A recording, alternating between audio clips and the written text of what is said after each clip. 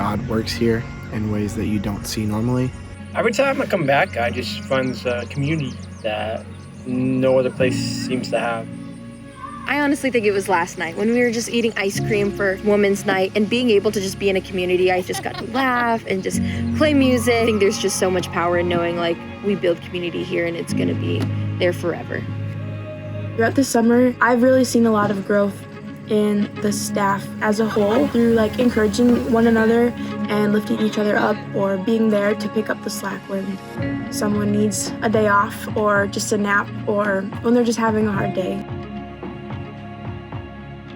When I came to camp as the worship director, I felt very unqualified. Why am I, this is my first year full time, why am I the worship director?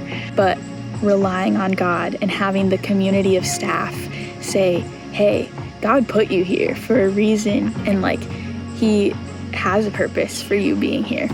So really relying on God for knowing my purpose at camp and being able to live that out has been so cool.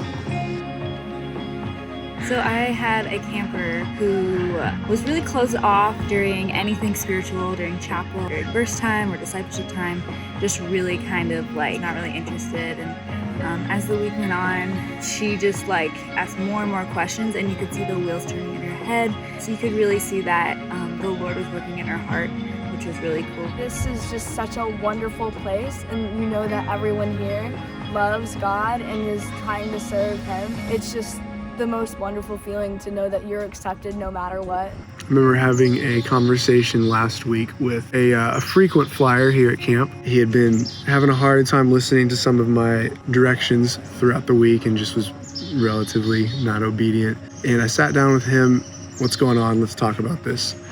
And got into a conversation about wanting to do the right thing and not being able to really do it. And I was like, oh, Romans 7, my dude, let's get into this. So I started reading him Romans 7, and when Paul says, I have the desire to do what I know that I should do, yet not the ability to carry it out and all that stuff. And he started crying and he was like, I feel like this is talking about me. And then I led him through Romans 8, where it says, there's now therefore no condemnation for those who are in Christ Jesus, for the law of the Spirit of life has set you free. Just talk to him about what it means to live by the Spirit and to be Spirit-led, and how he doesn't have to settle for this fleshly desire, that the Spirit can help lead him into living in a way that is holy as the Lord is holy. It was just a cool conversation to have with him. I can always just know that He's with me, because last time I came here, I put in my trust and faith in Him, and so I always feel Him with me. We were in creative arts this week, and one of my girls got really frustrated with one of the braids that they were working on. We just stepped outside and we just started talking, and we talked about things that were going on in her own heart and why she was getting frustrated. Yeah, God really just started bringing things up in her own heart, and we talked about Jesus and what He did and why what He did was something that could heal her heart and the things that she was dealing with, and she actually ended up giving her life to the Lord that day. So that was really, really sweet.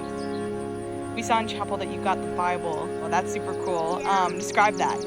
I was super duper happy because I've been wanting a Bible for so long, and it was really nice, and I really liked it. I'm gonna read it a lot. That's awesome.